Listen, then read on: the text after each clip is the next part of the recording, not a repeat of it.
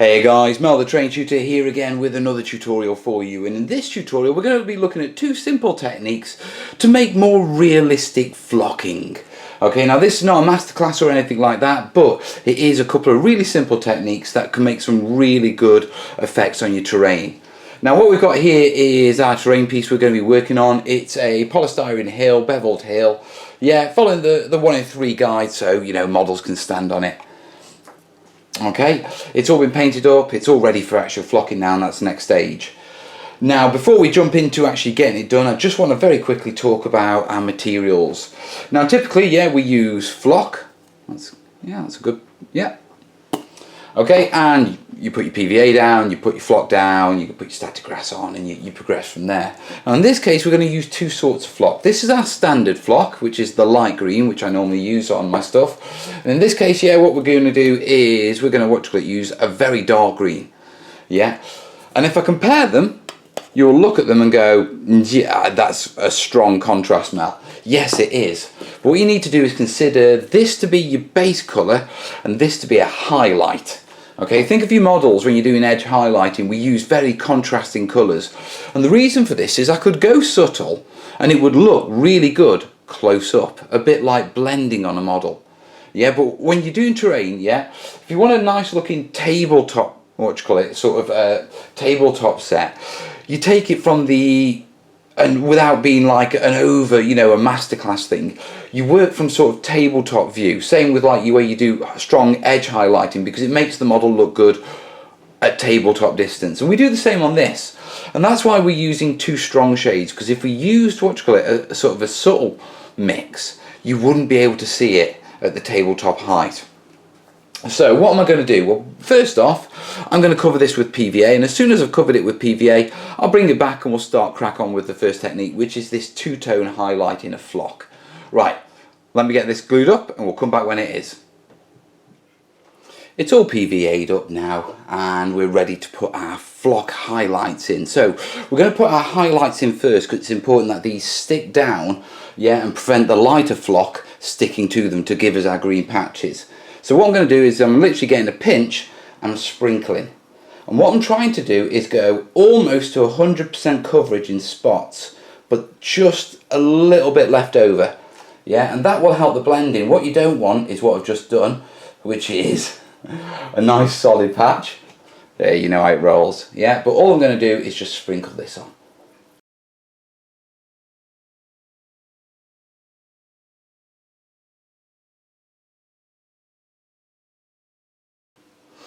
Okay, as you can see, if I quickly lift that up for you, yeah, we've got our dark green highlights. Yeah, next job, go in with our standard flock. Yeah, and I've just got a bit of card here. I've got my mixed flock here. This is what I've been using for this project. It's the standard flock with, you know, the off cast. Now there is a little bit of that green in it, but it's so tiny because so little comes off from this technique that it doesn't affect it. And what I'm going to do is, you know, give it a good coating.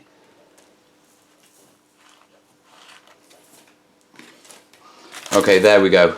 That's it all covered over with flock now. Yeah, the other thing is you don't want to leave this too long, so we're going to shake the flock off pretty quickly, as in now. Yeah, because what we don't want to do is for the glue to seep through our highlights and then start adhering the flock that's on top of it. It will already done it a little bit, but we don't want it too much.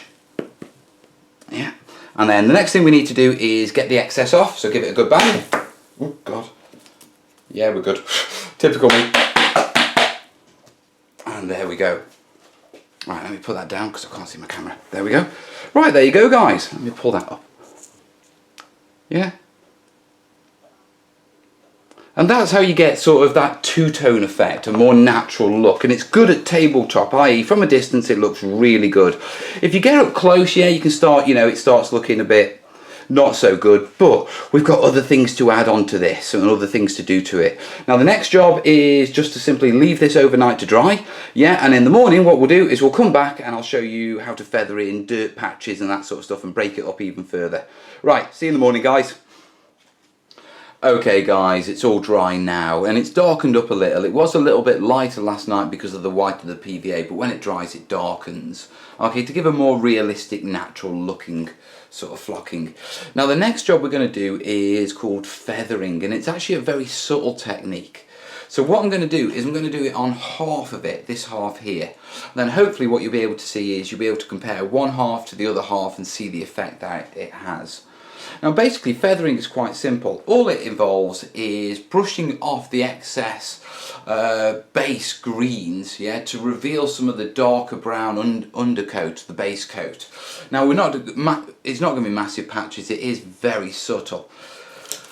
There's a couple of things I use for this. I've got some brushes here. Now what I've got is a nice soft synthetic one, yeah, a tougher hog hair one, and a toothbrush. And the sort of brushes you want to be looking at is the sort of brushes that you use for dry brushing, i.e. ones with stiff bristles. Soft brushes won't work for this. Now when it comes to brushing it off, you've got to go gently to start off with, and that's because you don't know exactly how well the flock is stuck down. Now two things affect how well the flock sticks down. One is how thick the PVA is that you're putting onto your flock, that you're flocking down with, and also how rough the texture is. If it's a particularly smooth piece, then it will brush off easier. If it's rougher, then it takes a little bit more force. So when you do this technique, always start gentle and then build up with your force once you know how well things are stuck down. What you don't want to do is go in heavy, find out they're not stuck down that well, and have massive brown patches. And the trick is to look in between the dark green patches for the main green, and you're just going to brush.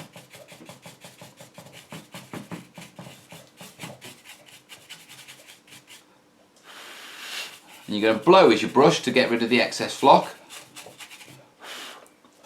Okay, and that's basically all there is to it. Now what I'm going to do is I'm going to crack on and I'm just going to do one half of this, and then you'll be able to compare it to the other half and see the effect it has. Right, shall I crack on? Yeah.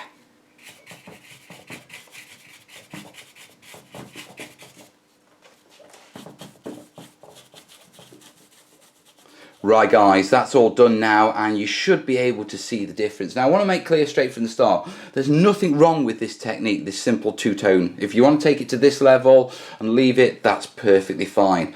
Yeah, I prefer to take it a little bit further with this particular project, and so I've gone for the two-tone.